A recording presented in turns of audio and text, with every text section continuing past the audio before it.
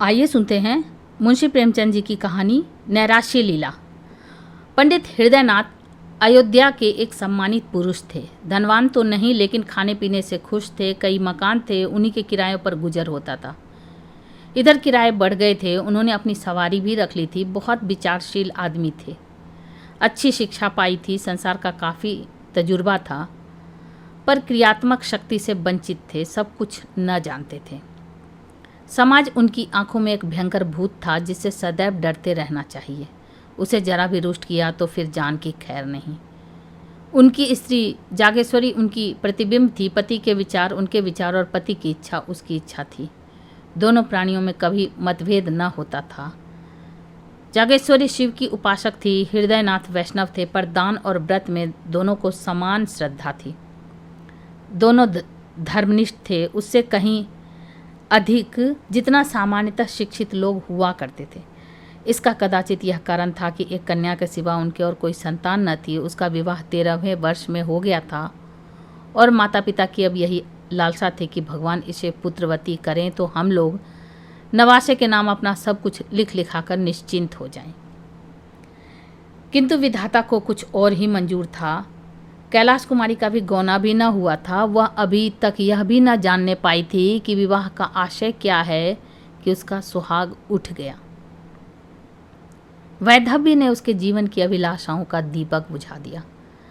माता और पिता विलाप कर रहे थे, घर में कुहराम मचा हुआ था, पर कैलाश कुमारी भौचंकी हो होकर सबके मुंह की ओर ताकती थी। उसकी समझ में ही न आता था कि यह लोग रोते क्यों हैं।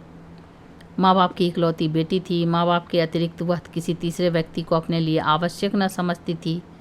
उसकी सुख कल्पनाओं में अभी तक पति का प्रवेश न हुआ था। वह समझती थी स्त्रियां पति के मरने पर इसलिए रोती हैं कि वह उनका और उनके बच्चों का पालन करता है। मेरे घर में किस बात की कमी है? मुझे इसकी क्या चिंता है कि खाएंगे क्या, पहनेंगे क्या? मुझे जिस चीज़ की ज़रूरत होगी बाबूजी तुरंत ला देंगे। अम्मा से जो चीज़ मांगूंगी वह दे देंगी, फिर रोऊं क्यों? वह अपनी माँ को रोते देखती तो रोती पति के शोक से नहीं, माँ के प्रेम से। कभी सोचती शायद यह लोग इसलिए रोते हैं कि कहीं मैं कोई ऐसी चीज़ न मांग बैठूं जिसे वह न दे सकें, तो मैं ऐसी चीज़ मांगूंगी ही क्यों? मैं अब भी तो उनसे कुछ नहीं मांगती। वह आप ही मेरे लिए एक से एक नित्य चीज़ें लाते रहते हैं। क्या मैं अब कुछ और हो जाऊंगी? इधर माँ यह हाल था कि बेटी की सूरत देखते ही आंखों से आंसू की झरी लग जाती। बाप की दशा और भी करुणाजनक थी। घर में आना जाना छोड़ दिया, सिर पर हाथ धरे कमरे में अकेले उदास बैठे रहते। उसे विशेष दुख इस बात का था कि सहेलियां भी अब उसके साथ खेलने न आती। उसने उनके घर जाने की माता से आज्ञा मांगी तो वह फूट फूट कर रोने लगी। माता पिता की यह दशा देखी तो उसने उनके सामने जाना छोड़ दिया। बैठी किस्से कहानियाँ पढ़ा करती। उसकी एकांत प्रियता का माँ बाप ने कुछ और ही अर्थ समझा। लड़की शोक के भूली जाती है, इस वज्रपात ने उसके हृदय को टुकड़े टुकड़े कर डाला है। एक दिन हृदयनाथ ने जोगेश्वरी से कहा, जी चाहता है घर छोड़कर कहीं भाग जाऊं, इसका कष्ट अब नहीं देखा जाता। जोगेश्वरी, मेरी तो भगवान से यही प्रार्थना है कि मुझे संसार से उठा लें। कहाँ तक छाती पर पत्थर की सील रखूं? हृदयनाथ, किसी भांति इसका मन बहलाना चाहिए जिससे शोकमय विचार आने ही ना पाए। हम लोगों को दुखी और रोते देखकर उसका दुख और भी दारुण हो जाता है। जागेश्वरी, मेरी तो बुद्धि कुछ काम नहीं करती। हृदयनाथ, हम लोग यूं ही मातम करते रहे तो लड़की की जान पर बनाएगी। अब कभी कभी उसे लेकर सैर करने चली जाया करो। कभी कभी थिएटर दिखा दिया, कभी घर में गाना बजाना कर दिया। इन बातों से उसका दिल बहलता रहेगा। जागेश्वरी, मैं तो उसे देखते ही रो पड़ती हूँ, लेकिन अब जब करूँगी। तुम्हारा विचार बहुत अच्छा है, बिना दिल बहलाव के उसका शोक न दूर होगा। हृदयनाथ, मैं भी अब उससे दिल बहलाने वाली बातें किया करूँगा। कल मैं एक सैर भी लाऊंगा, अच्छे अच्छे दृश्य जमा करूँगा। ग्रामोफोन तो आज ही मंगवाए देता हूँ। बस उसे हर वक्त किसी न किसी काम में लगाए रहना चाहिए। एकांतवास शोक ज्वाला के लिए समीर के समान है। उस दिन से जागेश्वरी ने कैलाश कुमारी के लिए विनोद और प्रमोद के सामान जमा करने शुरू किए। कैलाशी माँ के पास आती तो उनकी आंखों में आंसू की बूंदें न देखती, होंठों पर हंसी की आभा दिखाई देती। वह मुस्कुराकर कहती, बेटी आज थिएटर में बहुत अच्छा तमाशा होने वाला है, चलो देख आएं। कभी गंगा स्नान की ठहरती, वहाँ माँ बेटी किश्ती पर बैठकर नदी में जल विहार करती। कभी दोनों संध्या समय पार्क की ओर चली जाती। धीरे धीरे सहेलियाँ भी आने लगी। कभी सबकी सब बैठकर ताश खेलती, कभी गाती, कभी बजाती।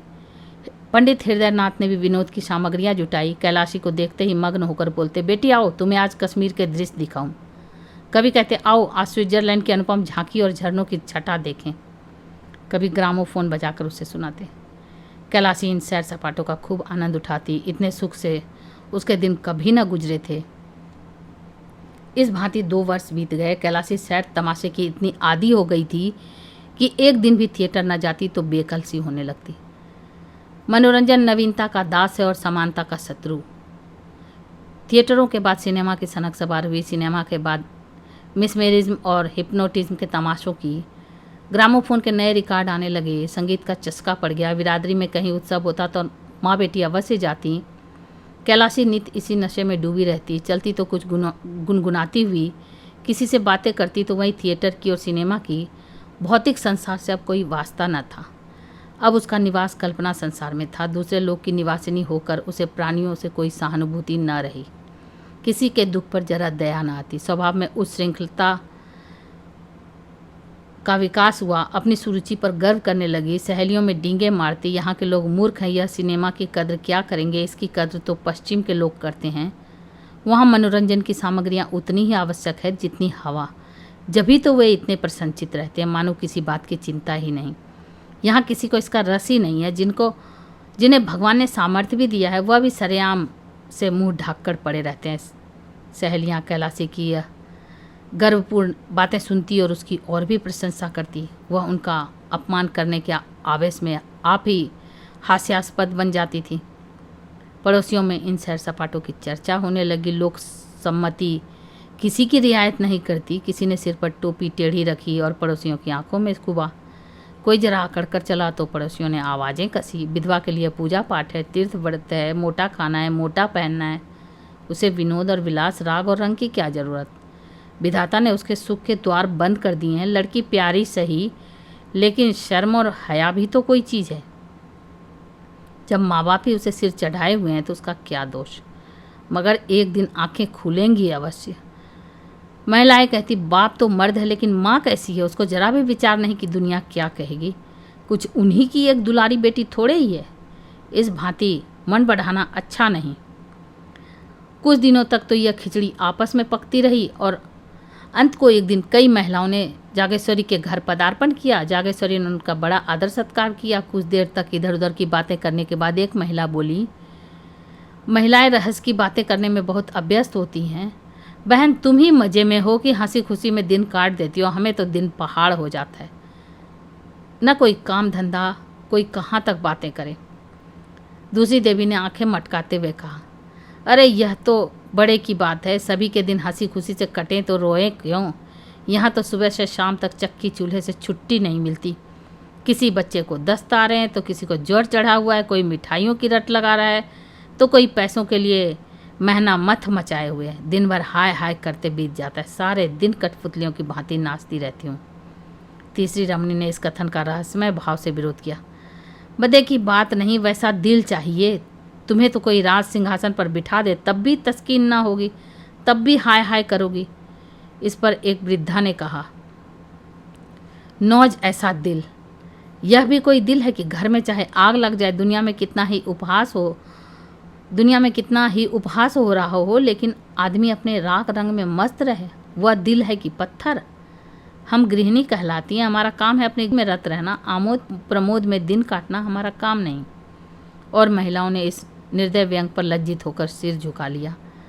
वे जागेश्वरी की चुटकियां लेना चाहती थी, उसके साथ बिल्ली और चूहे की निर्दयी क्रीड़ा करना चाहती थी। आहत को तड़पाना उनका उद्देश्य था। इस खुली हुई चोट ने उनके परपीड़न प्रेम के लिए कोई गुंजाइश न छोड़ी, किंतु जागेश्वरी को ताड़ना मिल गई। स्त्रियों के विदा होते ही उसने जाकर पति से यह सारी कथा सुनाई। हृदयनाथ उन पुरुषों में न थे जो प्रत्येक अवसर पर अपनी आत्मिक स्वाधीनता का स्वांग भरते थे, हर धर्मी को आत्म स्वातंत्र के नाम से छिपाते हैं। वह संचित भाव से बोले,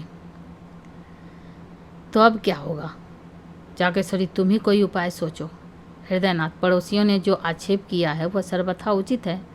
कैलाश कुमारी के स्वभाव में मुझे एक विचित्र अंतर दिखाई दे रहा है। मुझे स्वयं ज्ञात हो रहा है कि उसके मन बहलाव के लिए हम लोगों ने जो उपाय निकाला है वह मुनासिब नहीं है। उनका यह कथन सत्य है कि विधवाओं के लिए आमोद प्रमोद वर्जित है। अब हमें यह परिपाटी छोड़नी पड़ेगी। जागेश्वरी, लेकिन कैलाशी तो इन खेल तमाशों के बिना एक दिन भी नहीं रह सकती। हृदयनाथ, उसकी मनोवृत्तियों को बदलना पड़ेगा। शनै शनै यह विलासोन्माद शांत होने लगा, वासना का तिरस्कार किया जाने लगा। पंडित जी संध्या समय ग्रामोफोन न बजाकर कोई धर्म ग्रंथ पढ़कर सुनाते। स्वाध्याय, संयम, उपासना में माँ बेटी रत रहने लगी। कैलाशी को गुरुजी ने दीक्षा दी। मोहल्ले और बिरादरी की स्त्रियां आई, उत्सव मनाया गया। माँ बेटी अब किसी किश्ती पर सैर करने के लिए गंगा ना जाती, बल्कि स्नान करने के लिए मंदिरों में नित्य जाती। दोनों एकादशी का निर्जल व्रत रखने लगी। कैलाशी को गुरुजी नित्य संध्या समय धर्मोपदेश करते। कुछ दिन तक तो कैलाशी को वह विचार परिवर्तन बहुत कष्टजनक मालूम हुआ, पर धर्मनिष्ठा नारियों का स्वाभाविक गुण है। थोड़े ही दिनों में उसे धर्म में रुचि हो गई। अब उसे अपनी अवस्था का ज्ञान होने लगा। विषय वासना से चित्त आप ही आप खींचने लगा। पति का यथार्थ आशय समझ में आने लगा। पति ही स्त्री का सच्चा मित्र, सच्चा पथ प्रदर्शक और सच्चा सहायक है। पति विहीन होना किसी घोर पाप का प्रायश्चित है। मैंने पूर्व जन्म में कोई अकर्म किया होगा। पतिदेव जीवित होते तो मैं फिर माया में फंस जाती। प्रायश्चित का अवसर कहाँ मिलता। गुरुजी का वचन सत्य है। परमात्मा ने तुम्हें पूर्व कर्मों के प्रायश्चित का यह अवसर दिया है। वैधव्य यातना नहीं है, जीवोद्धार का साधन है। मेरा उद्धार त्याग, विराग, भक्ति और उपासना से होगा। कुछ दिनों के बाद उसकी धार्मिक वृत्ति इतनी प्रबल हो गई कि अन्य प्राणियों से वह पृथक रहने लगी। किसी को न छूती, महरियों से दूर रहती, सहेलियों से गले तक न मिलती। दिन में 2-2, 3-3 बार स्नान करती। हमेशा कोई न कोई धर्म ग्रंथ पढ़ा करती। साधु महात्माओं के सेवा सत्कार में उसे आत्मिक सुख प्राप्त होता। जहाँ किसी महात्मा के आने की खबर पाती, उनके दर्शनों के लिए विकल हो जाती।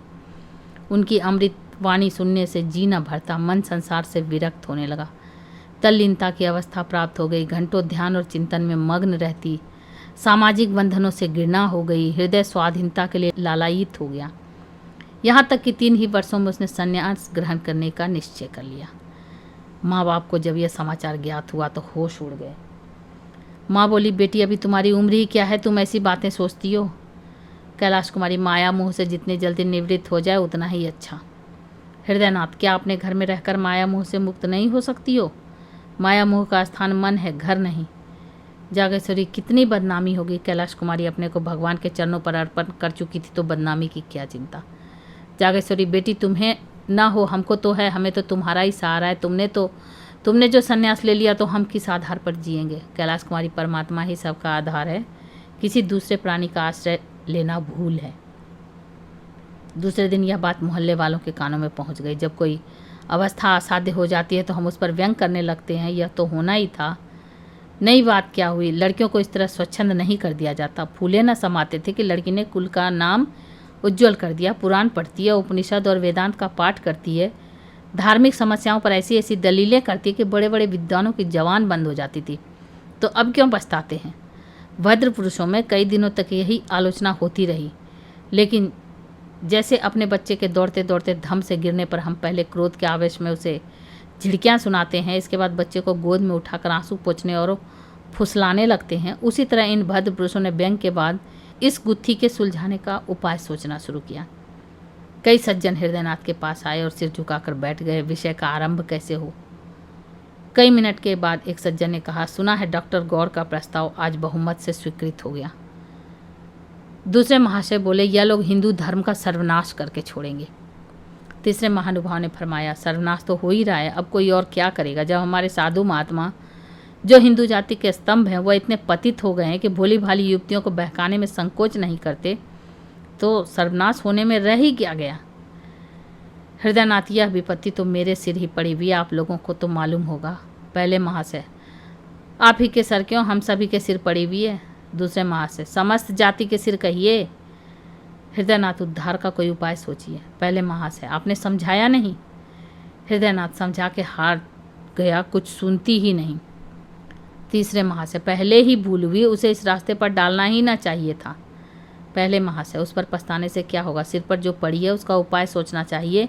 आपने समाचार पत्रों में देखा होगा, कुछ लोगों की सलाह है कि विधवाओं से अध्यापकों का काम लेना चाहिए। यद्यपि मैं इसे भी बहुत अच्छा नहीं समझता, पर सन्यासिनी बनने से तो कहीं अच्छा है। लड़की अपनी आंखों के सामने तो रहेगी। अभिप्राय केवल यही है कि कोई ऐसा काम होना चाहिए जिसमें लड़की का मन लगे। किसी अवलंब के बिना मनुष्य को भटक जाने की शंका सदैव बनी रहती है। जिस घर में कोई नहीं रहता उसमें चमगादड़ बसेड़ा लेते हैं। दूसरे महाशय, सलाह तो अच्छी है। मोहल्ले की 10-5 कन्या को पढ़ने के लिए बुला ली जाएं। उन्हें किताबें, गुड़िया आदि इनाम मिलता रहे तो बड़े शौक से आएंगी। लड़की का मन तो लग जाएगा। हृदयनाथ, देखना चाहिए, भरसक समझाऊंगा। ज्यों ही यह लोग विदा हुए, हृदयनाथ ने कैलाश कुमारी के सामने यह तजवीज़ पेश की। कैलाशी को संन्यास्त के उच्च पद के सामने अध्यापिका बनना अपमानजनक जान पड़ता था। वहाँ वह महात्माओं का सत्संग, वह पर्वतों की गुफा, वह सुरम्य प्राकृतिक दृश्य, वह हिमराशि की ज्ञान में ज्योति, वह मानसरोवर और कैलाश की शुभ छटा, वह आत्मदर्शन की विशाल कल्पनाएं, और कहाँ बालिकाओं को चिड़िया की भांति पढ़ाना। लेकिन हृदयनाथ कई दिन तक लगातार सेवा धर्म का महात्मा उसके हृदय पर अंकित करते रहे। सेवा ही वास्तविक संन्यास है। सन्यासी केवल अपनी मुक्ति का इच्छुक होता है। सेवा व्रतधारी स्वयं की परामर्श की वेदी पर बलि देता है। इसका गौरव कहीं अधिक है। देखो, ऋषियों में दधीची का जो यश है, हरिश्चंद्र की जो कीर्ति है, उसकी तुलना और कहाँ की जा सकती है। संन्यास स्वार्थ है, सेवा त्याग है आदि। उन्होंने इस कथन के उपनिषदों और वेद मंत्रों से पुष्टि की। यहाँ तक कि धीरे धीरे कैलाशी के विचारों में परिवर्तन होने लगा। पंडित जी ने मोहल्ले वालों की लड़कियों को एकत्र किया। पाठशाला का जन्म हो गया। नाना प्रकार के चित्र और खिलौने मंगाए। पंडित जी स्वयं कैलाश कुमारी के साथ लड़कियों को पढ़ाते। कन्याएं शौक से आती। उन्हें यहाँ की पढ़ाई खेल मालूम होती। थोड़े ही दिनों में पाठशाला की धूम हो गई। अन्य मोहल्लों की कन्याएं भी आने लगी। कैलाश कुमारी की सेवा प्रवृत्ति दिनों दिन तीव्र होने लगी। दिन भर लड़कियों को लिए रहती, कभी पढ़ाती, कभी उनके साथ खेलती, कभी सीना पिरोना सिखाती। पाठशाला ने परिवार का रूप धारण कर लिया। कोई लड़की बीमार होती तो तुरंत उसके घर जाती, उसकी सेवा शुश्रूषा करती, गाकर या कहानियाँ सुनाकर उनका दिल बहलाती। पाठशाला को खुले हुए साल भर हुआ। एक लड़की जिसको वो बहुत प्रेम करती थी चेचक निकल आई। कैलाशी उसको देखने गई। माँ बाप ने बहुत मना किया पर उसने न माना। कहा तुरंत लौट आऊंगी। लड़की की हालत खराब थी। कहाँ तो रोते रोते तालू सूखता था, कहाँ कैलाशी को देखते ही मानो सारे कष्ट भाग गए। कैलाशी 1 घंटे तक वहाँ रही। लड़की बराबर उससे बातें करती रही, लेकिन जब वह चलने को उठी तो लड़की ने रोना शुरू किया। कैलाशी मजबूर होकर बैठ गई। थोड़ी देर के बाद जब वह फिर उठी तो लड़की की यही दशा हो गई। लड़की उसे किसी तरह छोड़ती ही न थी। सारा दिन गुजर गया। रात को भी लड़की ने न जाने दिया। हृदयनाथ उसे बुलाने बार बार आदमी भेजते, पर वो लड़की को छोड़कर न जा सकती। उसे ऐसी शंका होती कि मैं यहाँ से चली और लड़की हाथ से गई। उसकी माँ बीमाता थी। इससे कैलाशी को उसके ममत्व पर विश्वास न होता था। इस प्रकार वह 3 दिनों तक वहाँ रही। आठों पर बालिका के सिरहाने बैठी पंखा झलती रही। बहुत थक जाती तो दीवार से पीठ टेक लेती। चौथे दिन लड़की की हालत कुछ संभलती भी मालूम हुई तो वह अपने घर आई, मगर अभी स्नान भी न करने पाई थी कि आदमी पहुंचा। जल्दी करिए, लड़की रो रो कर जान दे रही है। हृदयनाथ ने कहा, कह दो अस्पताल से कोई नर्स बुला ले। कैलाश कुमारी, दादा आप व्यर्थ में झुंझलाते हैं। उस लड़की की जान बच जाए, मैं 3 दिन नहीं 3 महीने उसकी सेवा करने को तैयार हूँ। आखिर यह देह किस दिन काम आएगी। हृदयनाथ, तो कन्याएं कैसे पढ़ेंगी। कैलाशी, 2-1 दिन में वो अच्छी हो जाएंगी। दाने मुरझाने लगे हैं, तब तक आप जरा इन लड़कियों की देखभाल करते रहिएगा। हृदयनाथ, यह बीमारी छूत से फैलती है। कैलाशी हंसकर, मर जाऊंगी तो आपके सिर से एक विपत्ति टल जाएगी। यह कहकर उसने उधर की राह ली। भोजन की थाली परसी रह गई। तब हृदयनाथ ने जागेश्वरी से कहा, जान पड़ता है बहुत जल्द यह पाठशाला भी बंद करनी पड़ेगी। जागेश्वरी, बिना मांझी के नाव पार लगाना बहुत कठिन है। जिधर हवा पाती है उधर ही बह जाती है। हृदयनाथ, जो रास्ता निकालता हूँ वही कुछ दिनों के बाद किसी दलदल में फंसा देता है। फिर बदनामी के समान होते नजर आ रहे हैं। लोग कहेंगे लड़की दूसरों के घर जाती है और कई कई दिनों तक पड़ी रहती है। क्या करूं, कह दूं लड़कियों को ना पढ़ाया करो। जागेश्वरी, इसके सिवा और हो क्या सकता है। कैलाश कुमारी 2 दिन बाद लौटी तो हृदयनाथ ने पाठशाला बंद कर देने की समस्या उनके सामने रखी। कैलाशी ने तीव्र स्वर से कहा, अगर आपको बदनामी का इतना भय है तो मुझे बीज दे दीजिए। इसके सिवा बदनामी से बचने का और कोई उपाय नहीं। हृदयनाथ, बेटी संसार में रहकर तो संसार किसी करनी ही पड़ेगी। कैलाशी, तो कुछ मालूम भी हो कि संसार मुझसे क्या चाहता है। मुझ में जीव है, चेतना है, जड़ क्यों कर बन जाऊं। मुझसे यह नहीं हो सकता कि अपने को अभागिनी दुखिया समझूं और एक टुकड़ा रोटी खाकर पड़ी रहूं। ऐसा क्यों करूं। संसार मुझे जो चाहे समझे, मैं अपने को अभागिनी नहीं समझती। मैं अपने आत्मसम्मान की रक्षा आप कर सकती हूँ। मैं इसे अपना घोर अपमान समझती हूँ कि पग पग पर मुझ पर शंका की जाए। नित्य कोई चरवाहों की भांति मेरे पीछे लाठी लिए घूमता रहे कि किस खेत में ना जा पड़ूं। यह दशा मेरे लिए असह्य है। यह कहकर कैलाश कुमारी वहाँ से चली गई, कहीं मुंह से अनर्गल शब्द न निकल पड़े। इधर कुछ दिनों से उसे अपनी बेकसी का यथार्थ ज्ञान होने लगा था। स्त्री पुरुष की कितनी अधीन है, मानो स्त्री को विधाता ने इसलिए बनाया है कि पुरुष के अधीन रहे। यह सोचकर वह समाज के अत्याचार पर दांत पीसने लगती है। पाठशाला तो दूसरे ही दिन बंद हो गई, किंतु उसी दिन कैलाश कुमारी को पुरुषों से जलन होने लगी। जिस सुख भोग से प्रारब्ध हमें वंचित कर देता है, उससे हमें द्वेष हो जाता है। गरीब आदमी इसलिए तो अमीरों से जलता है और धन की निंदा करता है। कैलाशी बार बार झुंझलाती कि स्त्री क्यों पुरुष पर इतनी अवलंबित है, पुरुष क्यों स्त्री के भाग्य का विधायक है, स्त्री क्यों नित्य पुरुषों का आश्रय चाहे उनका मुंह ताके। इसलिए न कि स्त्रियों में अभिमान नहीं है, आत्मसम्मान नहीं है। नारी हृदय के कोमल भाव उसे कुत्तों का दुम हिलाना मालूम होने लगा। प्रेम कैसा, यह सब ढोंग है। स्त्री पुरुष के अधीन है, उसकी खुशामद करे, सेवा न करे तो उसका निर्वाह कैसे हो। एक दिन उसने अपने बाल गूथे और जूड़े में गुलाब का फूल लगा लिया। माँ ने देखा तो होंठ से जीभ दबा ली। महरियों ने छाती पर हाथ रखे। इसी तरह उसने एक दिन रंगीन रेशमी साड़ी पहन ली। पड़ोसियों में इस पर खूब आलोचनाएं हुई। उसने एकादशी का व्रत रखना छोड़ दिया, जो पिछले 8 वर्षों से रखती आई थी। कंघी और आईने को वह अब न त्याज्य समझती थी। सुहालक के दिन आए, नित प्रति उसके द्वार पर 2 बारातें निकलती। मोहल्ले की स्त्रियां अपनी अपनी अटारियों पर खड़ी होकर देखती। वर के रंग रूप आकार प्रकार पर टिकाएं होती। जागेश्वरी से भी बिना एक आंख देखे न रहा जाता, लेकिन कैलाश कुमारी कभी भूलकर भी इन जलसों को न देखती। कोई बारात या विवाह की बात चलाता तो वह मुंह फेर लेती। उसकी दृष्टि में वह विवाह नहीं, भोली भाली कन्याओं का शिकार था। बातों को वह शिकारियों के कुत्तों समझती थी। वह विवाह नहीं, स्त्री का बलिदान है। तीज का व्रत आया, घरों की सफाई होने लगी। रमनियां इस व्रत को रखने की तैयारियां करने लगी। जागेश्वरी ने भी व्रत का सामान किया, नई नई साड़ियां मंगवाई। कैलाश कुमारी के ससुराल से इस अवसर पर कपड़े, मिठाइयाँ और खिलौने आया करते थे। अब की भी आए। यह विवाहिता स्त्रियों का व्रत है। इसका फल है पति का कल्याण। विधवाएं भी इस व्रत को यथोचित रीति से पालन करती है। पति से उनका संबंध शारीरिक नहीं वरन आध्यात्मिक होता है। उसका इस जीवन के साथ अंत नहीं होता, अनंत काल तक जीवित रहता है। कैलाश कुमारी अब तक यह व्रत रखती आई थी। अब कि उसने निश्चय किया, मैं व्रत न रखूंगी। माँ ने तो माथा ठोक लिया, बोली यह व्रत रखना धर्म है। कैलाश कुमारी, पुरुष भी स्त्रियों के लिए कोई व्रत रखते हैं? जागेश्वरी, मर्दों में इसकी प्रथा नहीं। कैलाश कुमारी, इसलिए ना कि पुरुषों को स्त्रियों की जान उतनी प्यारी नहीं जितनी स्त्रियों को पुरुषों की जान। जागेश्वरी, स्त्रियां पुरुषों की बराबरी कैसे कर सकती है? उनका तो धर्म है अपने पुरुष की सेवा करना। कैलाश कुमारी, मैं इसे अपना धर्म नहीं समझती। मेरे लिए अपनी आत्मा की रक्षा के सिवा और कोई धर्म नहीं। जागेश्वरी, बेटी गजब हो जाएगा, दुनिया क्या कहेगी? कैलाश कुमारी, फिर वही दुनिया, अपनी आत्मा के सिवा मुझे किसी का भय नहीं। हृदयनाथ ने जागेश्वरी से यह बातें सुनी तो चिंता सागर में डूब गए। इन बातों का क्या आशय? क्या आत्मसम्मान का भाव जागृत हुआ है या नैराश्य की क्रूर क्रीड़ा है? धनहीन प्राणी को जब कष्ट निवारण का कोई उपाय नहीं रह जाता तो वह लज्जा को त्याग देता है।